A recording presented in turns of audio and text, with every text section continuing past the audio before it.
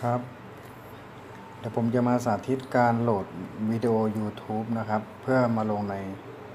เครื่องมือถือของเรานะครับเราจะได้เก็บภาพนั้นเอาไว้นะครับให้เราเข้าไปที่แอป YouTube ก่อนนะครับ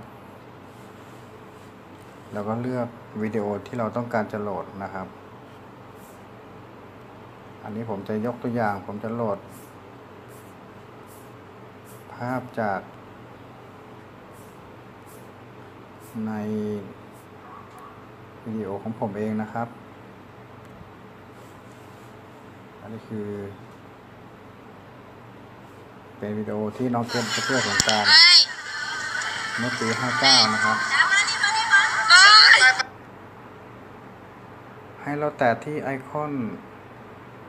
ที่เป็นลูกศรชี้ออกด้านขวาบนนะครับที่เป็นรูปเหมือนจะว่าจะแชร์เนี่ยนะฮะแล้วก็ให้เรามากดที่คัดลอกลิงก์หลังจากที่คัดลอกลิงก์แล้วให้เรากลับไปที่ Google นะครับ Google Chrome ให้กดที่ Google นะครับไม่ใช่ Google ตรงนี้นะฮะ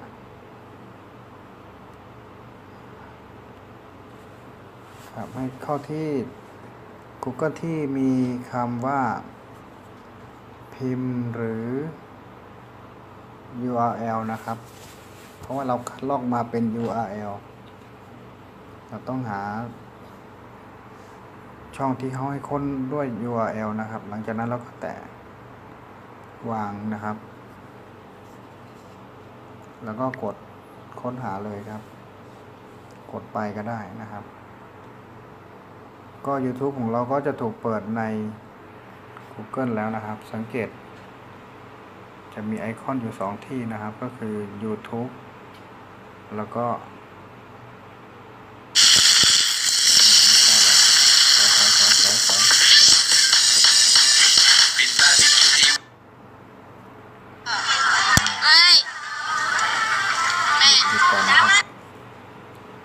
ให้เราแตะที่ข้างบนนะครับตรงคำที่มี URL นะครับให้เราแตะอยู่ตรงนี้นะครับให้มันกระพริบก่อนคำว่า YouTube นะครับก่อนตัว Y ที่1หลังจากนั้นเราก็ลบแล้วให้เติมตัว S 2ตัวนะครับ Double S นะครับก็จะอ่านว่า ssyoutube.com อะไรอย่างนี้นะฮะแล้วก็กดค้นหาหรือว่ากดไปอีกรอบหนึ่ง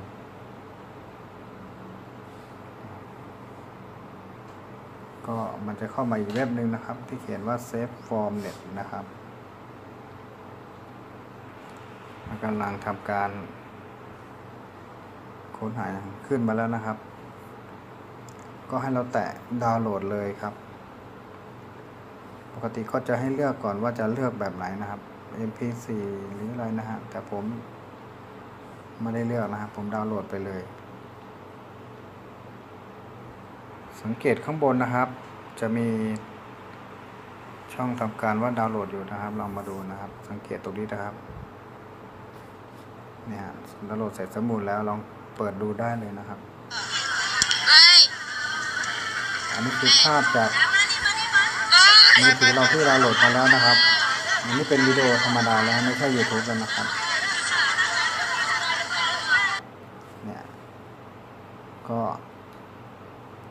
เก็บไว้ดูหรือว่าไปโหลดเพิ่มได้เลยนะครับคือมันอยู่ในเครื่องเราแล้วตอนนี้นะครับโอเคนะครับก็ลองทำกันดูนะครับง่ายๆไม่ยากเลยนะครับก็ขอจบแค่นี้ก่อนครับสวัสดีครับ